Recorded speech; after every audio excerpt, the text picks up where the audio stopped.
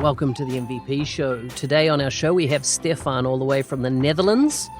He has such an interesting background, starting first in Vision, then through to SharePoint, Office 365, Dynamics 365, the Power Platform, Power Automates, Power Automate. He's done it all.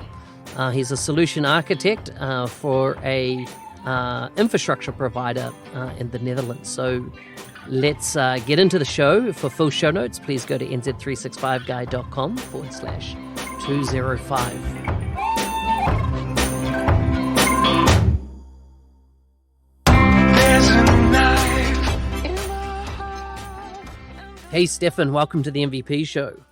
Good morning to you, Mark. Thanks for having me on the show. It's nice of you to mention my morning when I know it's your evening. You're in Amsterdam and here I am in New Zealand. How's your week going so far?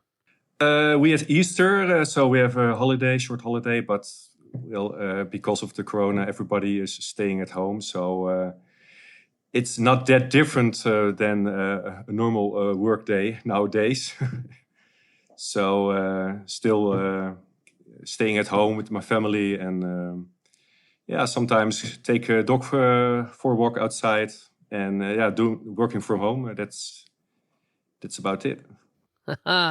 So how long have you been an MVP now? Since December the 1st of last year, so 5 months.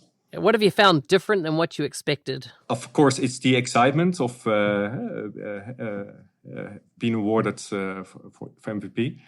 And also, get in touch with all MVPs and things like that. So, you become, I was already part of the community, but I really felt a warm welcome.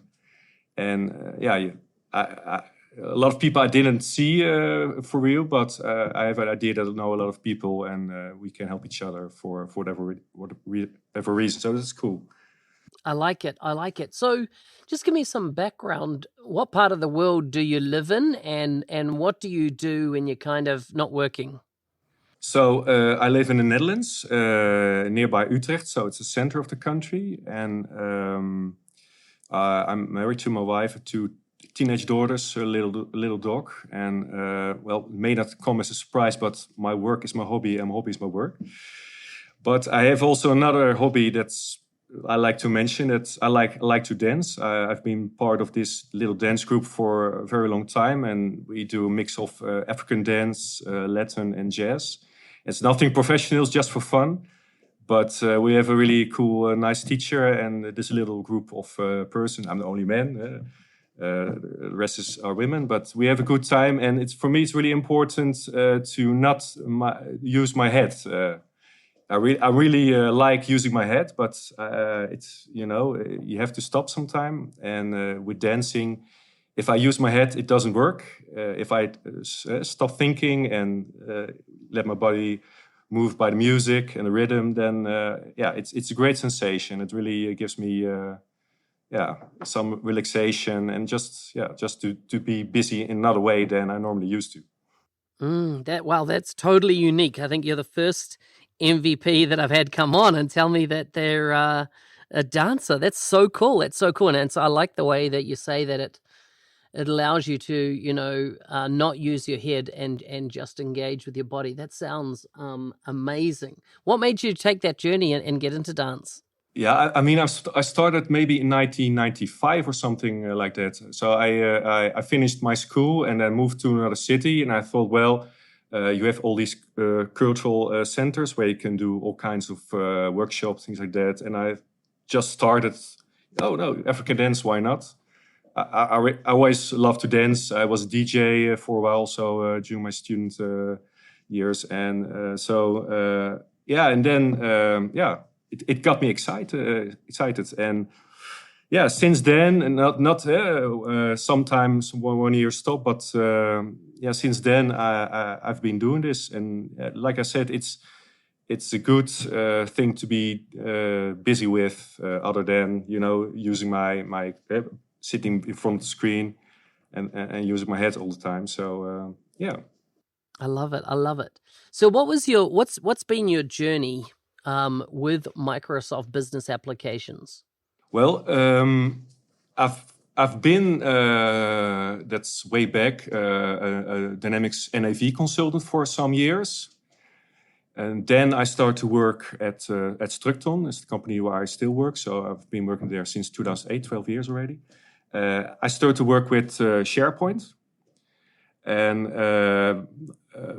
became a SharePoint specialist. But then I got a bit bored because of, I was looking for some other things. And then Dynamics CRM came on my way. That's 2013, 2014, yeah. So that's how my journey started with Dynamics CRM, 2011. When I was a SharePoint specialist, I already discovered the power of the community. There was a really active community of SharePoint here in the Netherlands. So I joined their events, started writing also articles in the magazine, started a blog post, doing some sessions at small and also SharePoint Saturday. So I kind of like that thing. So I already was involved.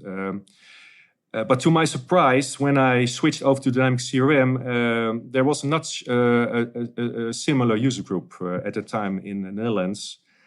And then, I came in touch with two guys, and they had the idea to start a user group. And I said, well, that's a great idea. I was thinking the same. So then we founded our CRM user group here in the Netherlands. And so then, we started to develop the Dutch CRM community. And of course, a lot of people are involved, a lot of professionals, a lot of self-employed people. So and they know each other. It's a small world, but so it was really this user group brings a lot of people together. So so they meet meeting old friends.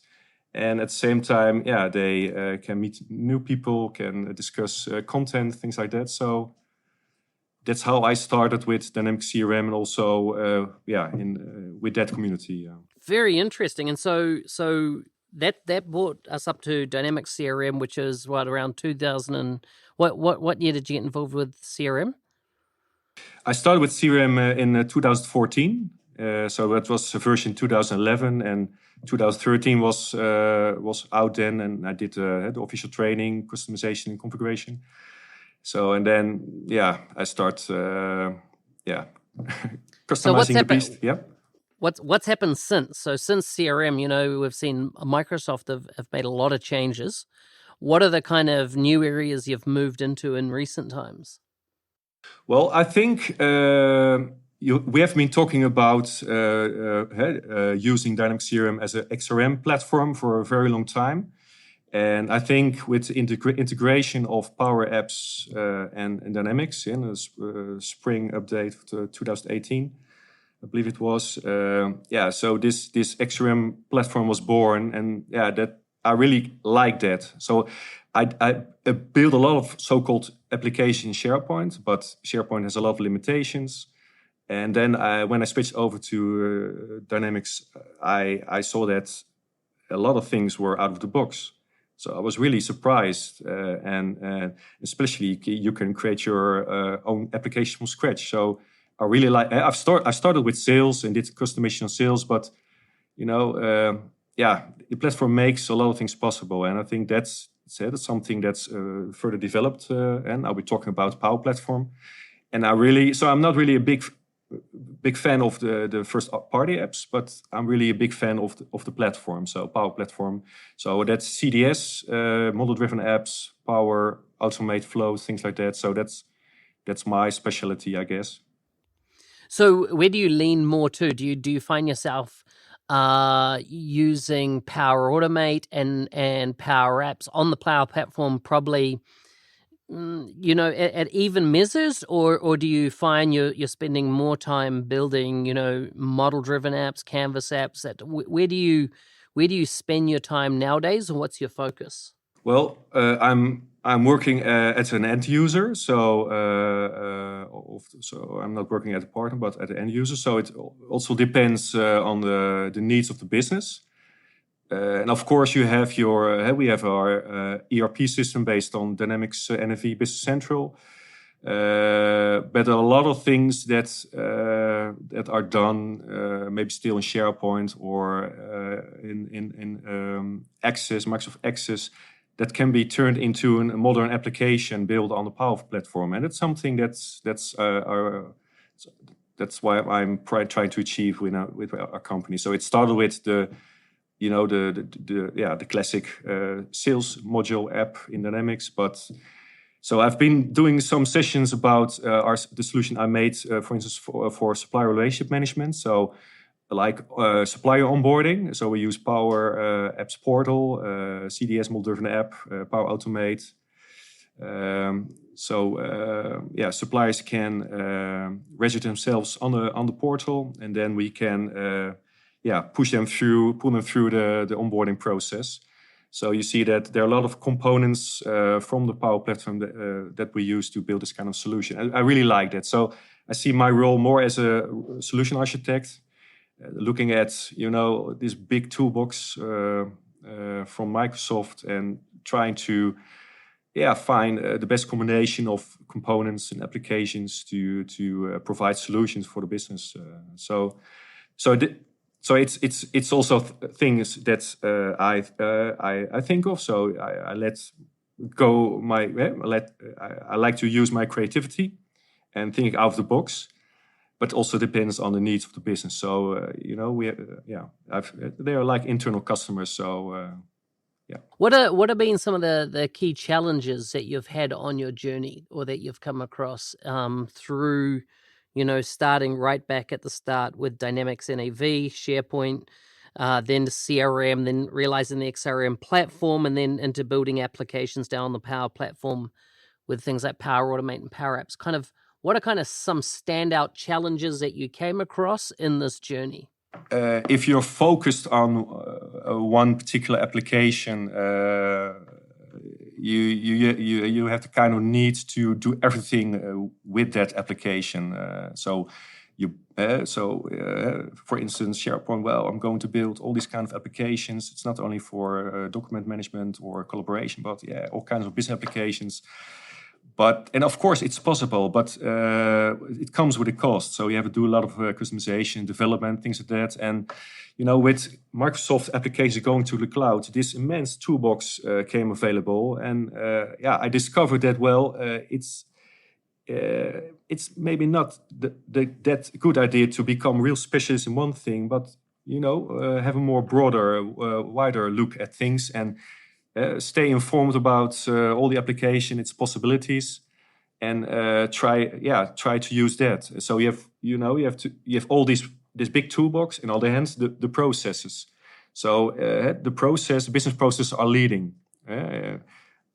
I'm serving, IT department. We are serving the business, and not the other way around. Because I like this or that application, have to push them to use it. So that's kind of my discovery and my development through the years. So not locking yourself up in one application, but try to have an open mind, thinking out of the box, and try to find the best combination of applications and integration that you can help the user and make this digital transformation. So over your journey, and I see you spent a lot of time as a functional consultant and moved into the architectural kind of role over time. What are some key, if there's people listening to this that are doing a lot of that functional and they've got aspirations of moving into the architectural type role, what are some recommendations or things that they need to go do over the next 2 to 3 years to transition from functional into architectural type roles? It's funny that you ask, because I listened myself to one of the podcasts of Gus Gonzalez. He has also one episode about the 10 things you should know as a solution architect. Of course, it's his view or opinion, but I think that's one of that's nice things to listen to. But I think it's good to know what the platform has to offer, and there are a lot of components, a lot of applications available. So I think you have to accept the fact that you can't be a specialist in everything. It's just too big. And so you need to know who's a specialist if you want to have some knowledge, you should or advise your company or designing a solution. Just you have an idea about how something can work, but just you can check with specialists. So of course you have to know the key functionality of all the first party apps and the possibilities of the Power Platform. So something like that. I mean, for me, it's also still a journey. So I mean, I can call myself a solution architect, but I mean, I'm not really certified or in that. So I just like I told you before, I don't like my specialism is not to specialize. So I don't want to lock myself up in one application and just see that as the only ecosystem or possibly there is. No, there's much more out there. And now we have these big 3 components like Azure, Office 365, and Dynamics 365 Power Platform that has a lot of things to offer. So you have to keep informed. It's also a challenge to keep informed about all these developments. It's going really that fast. A lot of things changing. So it's important to keep up. Know who's the specialist if you need them, and try to challenge yourselves also by having discussions with other so-called solution architects or you mentioned there that you don't like to specialize in anything, so you're broad. And I mean, I think there's 30 different applications or thereabout now that sit inside Microsoft Business Applications. How do you have any systems or methods to kind of keep your knowledge up to speed and across what's available? There are a lot of official blog posts and also a lot of blog posts from MVPs and other people that write about their thoughts of applications or the platform or whatever. So and because I'm working at the end user, I have I don't feel the need to know every application. So there are some particular applications of third-party apps I find strange, being part of Dynamics 365 customer engagement and not being part of ERP systems, for instance. So I'm a bit biased. So maybe it's not that good when you want to be a good solution architect. But there are a lot of like I said, there's a lot of information and a lot of people who are process that information and give their opinion. So, and I really value that. So I think that's the way I get myself informed. And I think when I think, hey, that's something really interesting, and then I'm going to dive a bit deeper in that. But in a way, it's always, not always, but it should be kind of related to my work too. So I like to look for win-win situations. So it's not only for me as a benefit as a person or as a professional, but also for my company. So maybe I can use this functionality or these apps in the future. So I'm doing a kind of business development for my own applications within solutions within my company based on my knowledge. And I try to keep up in that way. Yeah. You mentioned earlier on about the power of the community, and really, from SharePoint days, you really realize that. How does community, and I know that you're involved in the Dutch user group, right, around PowerApps and Flow or Power Automate, is that right? Yeah, together with Daniel Laskovic and Rebecca. Yes. Rebecca's just recently been on the show. So tell me, what are your thoughts around running community, and I'm not saying events, but running community with this COVID, virus around, how do you maintain that community connection when there is the less opportunity to meet in person? Well, that's a challenge. So we're still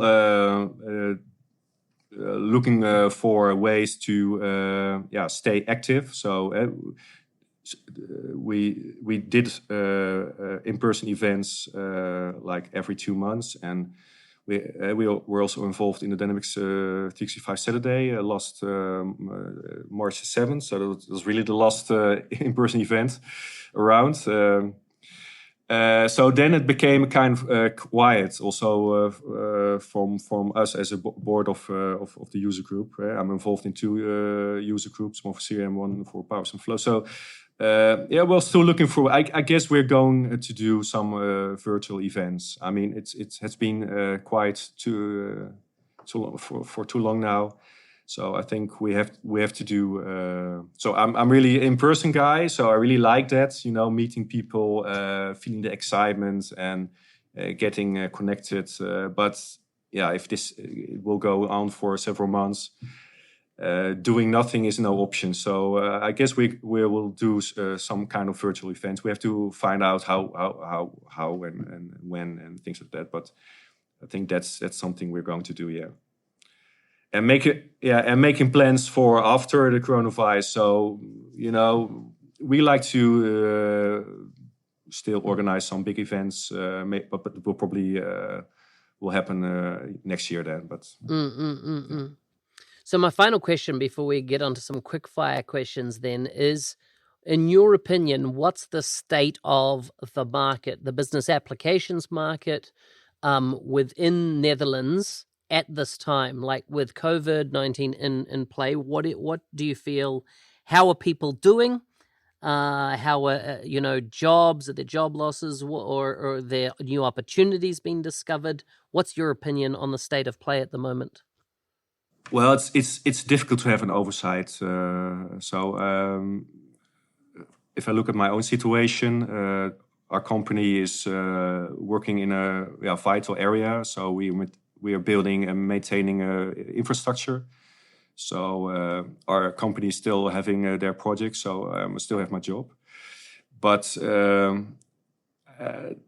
there was a huge need for the Power Platform and Dynamics consultants. So there's a kind of shortage here in the Netherlands. So that means hopefully, although maybe some projects are cancelled now, there still is enough work for all of us. But I don't have a real good oversight. It's our government is paying companies a lot of money to stay in business and not to let their personnel go, not to get them fired. So, but it all depends on how long this is going to last. So there's a new reality hitting in, and I think the prospects for our economy are not that good. So I think for now it's still okay, but depending on how long it will last. But then again, the power of Power Platform, I still believe in that. So I think there is still a lot. It offers companies and consultants and professionals like us the opportunity to help other companies, help others to build great apps like Microsoft did also for this crisis. We can do this ourselves for all kinds of reasons and support for all kinds of processes. So I think it will get difficult, but I think there will be also light at the tunnel. I think there's a lot of power, a lot of possibility in the platform. I really believe that. Okay, let's get on to some quick fire questions to wrap this up. Are you ready? Yeah. Okay, what's the last product you returned? To the shop, you mean, or? Yeah, to the shop. Yeah, you didn't like it. It didn't work out the way you wanted it to. Yeah, most of the times are clothes that my daughters and my wife ordered, and they didn't like it. So I like it. That's very good. If you could get away with one crime, what would you commit? Making energy free. Wow, very cool, very cool. What book have you read recently that you'd recommend? I'm not a big reader, so I skip that. Okay, let's go to movie. What movie have you seen? Yeah, I think I don't go to the cinema that often, but there was this movie about Queen I really liked. Yes, very good. It was good. Bohemian Rhapsody. I loved it. What's your worst habit? Well, I'm kind of a control freak, so I can get annoyed when something is not the way done. I like it, so especially now when everybody's at home. But I have to work on that, So I think I know the answer to the next one. If you've set up a meeting, do you like people to arrive early, or you don't mind if they arrive late? If they have a good reason, I don't mind if they get late. But it shouldn't get a habit. What's the fondest memory you have about growing up? Well, I think spending holidays with my parents, traveling around Europe, spending time on camping sites in France and just playing with other kids and, language not being a problem. I think, the simple life. I like it. I like it.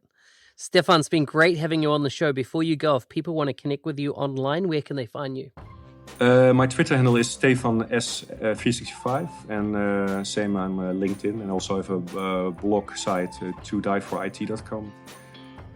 You're welcome to visit.